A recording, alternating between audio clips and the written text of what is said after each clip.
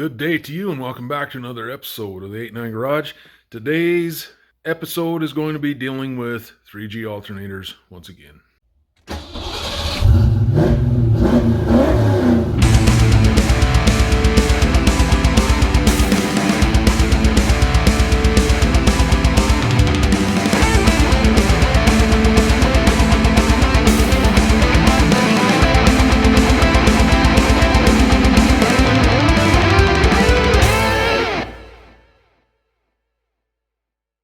Hey guys, in this episode, we're going to be rebuilding a 3G alternator. This will apply to 130 amp for sure. The cases are going to be different depending on what you have. Like the modular motors have a different case than non-modular motors. I do know that some of the Ford Tauruses, is that Ford Tauri, whatever, they came with a 3G alternator that will work on a Fox body. But it is not clocked the same way that the SN95s were, and also some of the New Edge Mustangs. But I'm going to show you that you can actually take your stator and rotate it a little bit and get it in a better spot. Just so you know, you do have the option to clock it differently, especially if you're taking it apart anyway. Put it where you want. Here is the completed product, but let's go ahead and show you how we got here. Finally, I have the bearings needed to perform this refresh. We'll go with refresh. This 3G alternator that came off of my 88 Mustang. It is a junkyard unit. Worked fine for a really long time. And then it started doing this. It still charges fine. I don't know what else is going on with it, but we are going to take it apart and figure it out. There's absolutely no reason to replace this voltage regulator. It had no issues charging at all. We're going to look at the brushes while we're in there. We'll replace those if need. I just went and grabbed this, but I also have slip ring if we need it. I don't know the condition of that. I haven't taken this thing apart at all. But this here is a slip ring. That is what the brush is actually ride on. You know, while it's apart, we might as well paint her up, you know. So I don't know how long this episode is going to take. I have a couple more brush sets somewhere else, but here's one. And then here are the bearings. 6303 RS. RS means rubber seal. It's got rubber seals on both sides. That is what the factory used. And the second size is a 6000 RS. So there those are. This is everything we're going to be using. Well, we're at least replacing these. If the other stuff looks okay, I'm putting it back in. I am going to try out a new tool that my wife got me. I'm going to try this filler out. I'm going to use that to grip this. Let me get this all set up and then I'll bring you back in. All right, 15/16 on this puppy.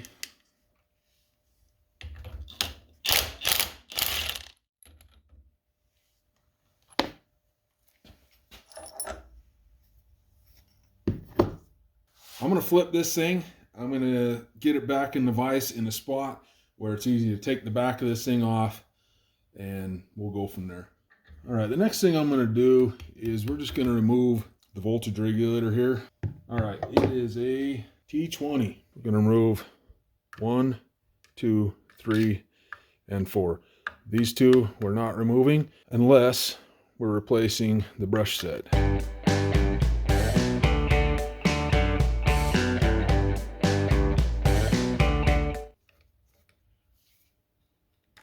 All right, now all we do is lift up. The brushes don't look horrible. They still have a little life left in them, but this slip ring is a little on the worn side. I want to take these 3 bolts here out first. These, I believe, are 8mm.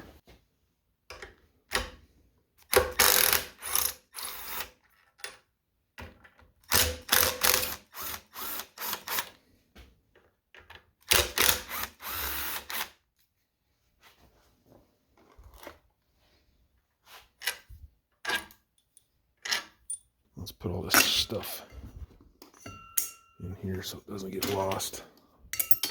I am going to go ahead and flip this back around to where this was, and we're going to tap this thing apart.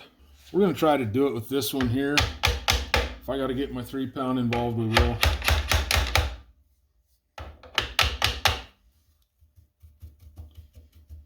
Feels like she's on the go.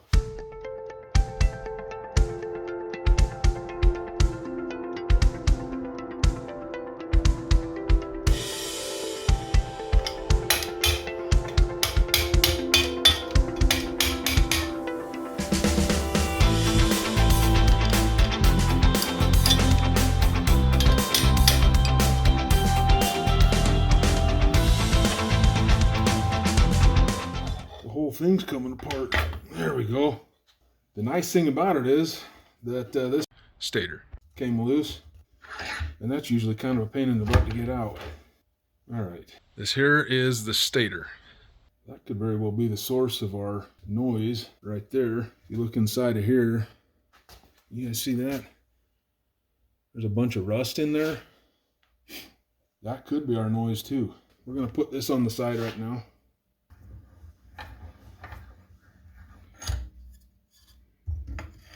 This about here-ish.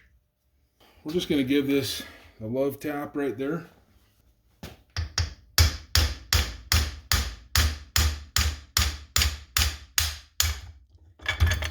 Wound up being a little bit more than a love tap. All right, guys, to get this bearing out, we need to remove those 3 bolts right there. Then we'll remove this ring here. I'm going to come back up here with this. See if I can find a home for it to sit somewhat level. That feels like the ticket, 30mm socket.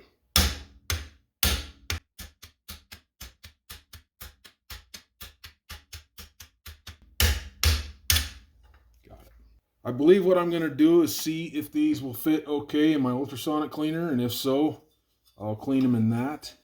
I want to paint them, so I better show you that before I just do it. But this here just pushes out. A few inches later.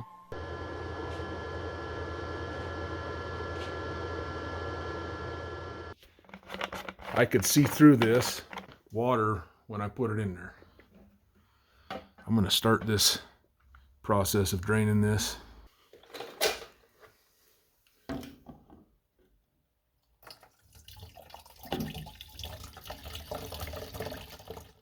So these are good enough to paint. There's no grease or grime on them anywhere that's significant anyway. I don't know. I'm sure there's somewhere. But I scrubbed the crap out of them with a metal brush as well, and yeah, they're just going to need a good rinsing, and then we'll go from there. All right, that brings me to the next issue. That's not really an issue, but something I noticed. This has been broke for a spell. It's got all that dirt and crap in it. 3:28 a.m. Boy, those things look brand new. I used this stuff.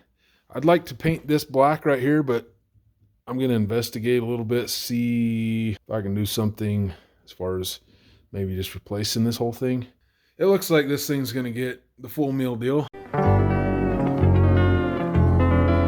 I went ahead and opted to get a new rectifier. There they are. Let's have a look-see at them. Heck yeah, fantastic. So in order to do these, we're going to have to clip the wires on the stator over there, and then we'll crimp these on and throw some solder on it. Looks like we got 6. First off, we're going to be removing this rectifier from the coil. See where those clip on? This is probably an original rectifier. They've made these ones so you can actually crimp around that and then solder. Go ahead and lop all these as tight to the top as we can.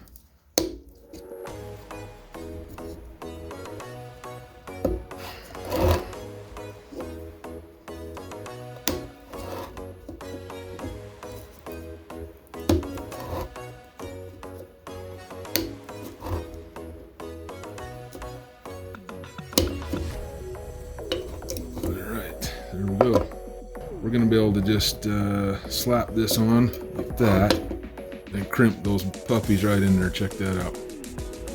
I'm gonna go ahead and push these in. I'm gonna just use these little fellers right here to crimp on it. That one turned out sweet.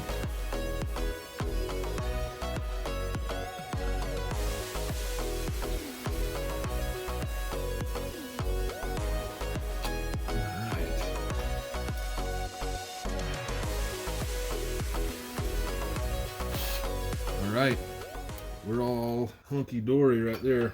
Everything looks golden, girls. Now that we have that part done, we need to get this bearing off of here, and we're gonna replace the slip ring here. Here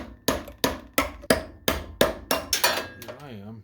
I'm gonna interject right here because I made a boo-boo on this. When I was putting the new contact rings on the rotor, I overheated it. And it actually made it fall apart. I got it back together, but my brain just couldn't live with that. I'm going to show you how I would have approached this in the future. So I'll show that to you in 1 second here. I got on the eBay and I found a 130 amp rotor for like 30 bucks. Here is the old rotor. We kind of came apart in here. I overheated it. You'll be able to see that in the video. My recommendation to you, I would cut right here and solder right here instead of messing with this connection right here. It'll work exactly the same. All right, so we're gonna heat those up now. And I'll tell you, I'm gonna try the torch and just see what happens.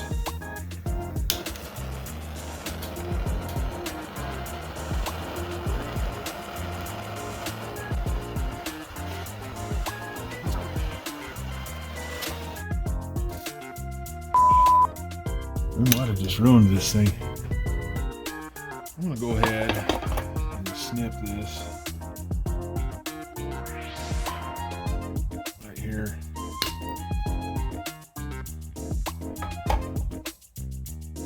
We overheated that, so I'm not going to reconnect.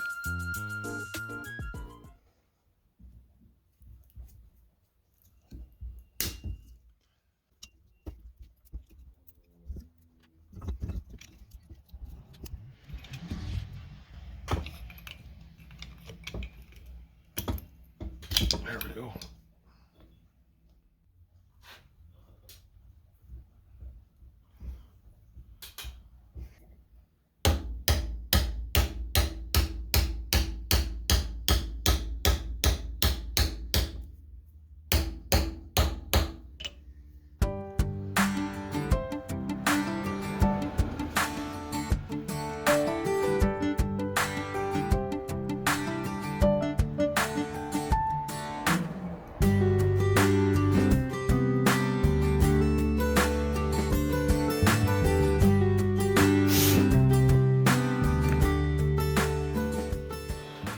I'm going to pull this, and this had bent. I don't know if you recall, the fan was bent and stuff, and I was kind of leaning towards replacing it anyway, so it's not a big loss. I will take this off though and reuse it, but I'm going to pull this other one out that's in that box and we'll compare. All right, they are indeed the same. Fantastic. So I'll just put this in there. Use that for parts at some point.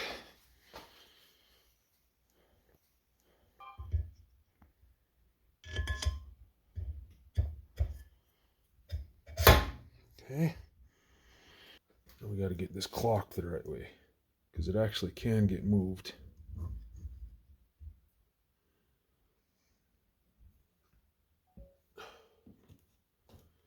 I want this to be crap. Come on, baby. Come back out. I want this to be right there. Okay, now we got to get the other part of the case. Just want to be sure all this lines up okay before I go much further. We just need to get our smaller bearing on here. Like I was saying when I was taking another one off, usually these things slide on and off. Now that I've got it cleaned up, watch this. It goes right where it needs to. So we're going to go ahead and put this puppy down inside of here. I'm going to set this off to the side. And we're going to tap that in real quick.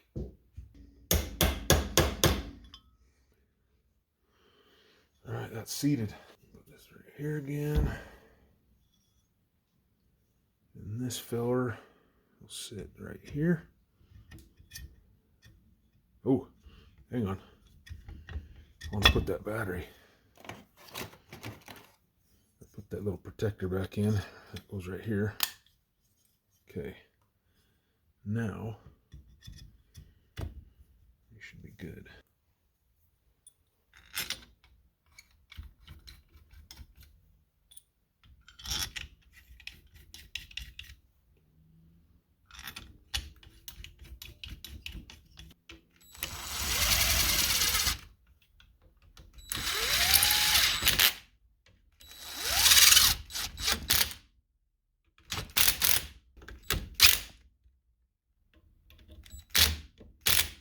Now where are we?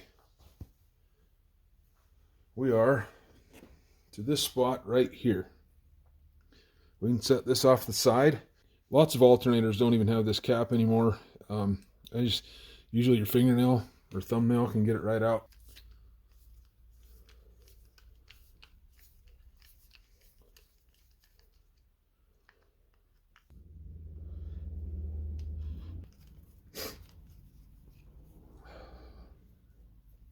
All right, so here's our brush set. You just push this pin right through there. Leave the pin there. And just kind of seat this thing.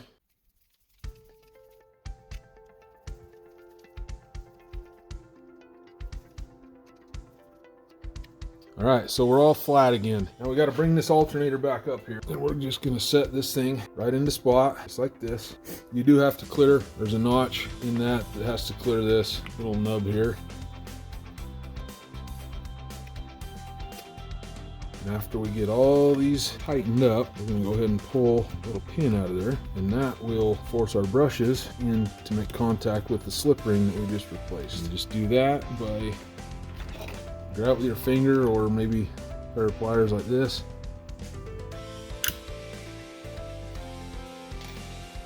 Those springs that are in there pushed the brushes against it.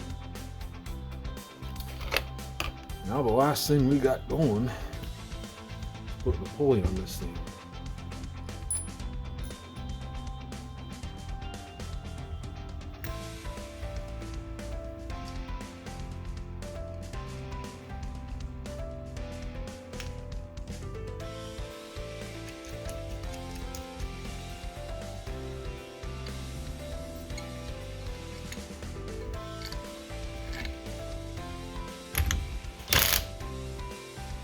All right, there it is, fully assembled. You can see the brand new rotor inside there. I took and I actually painted that. It looks so-so. Hopefully this helps you out in a bind or a pinch. I got a feeling that at some point these alternators are going to start kind of disappearing a little bit. In my opinion, this is the best alternator that Ford ever built. It's the easiest to work on in my personal opinion as well. And I'll be honest, there may be a day that a little Toyota out there has a 3G alternator on it. They're just so much better than any other alternator I've ever used. And we're done. Thanks again for watching another episode of the 89 Garage. Take care. Have yourselves a wonderful week.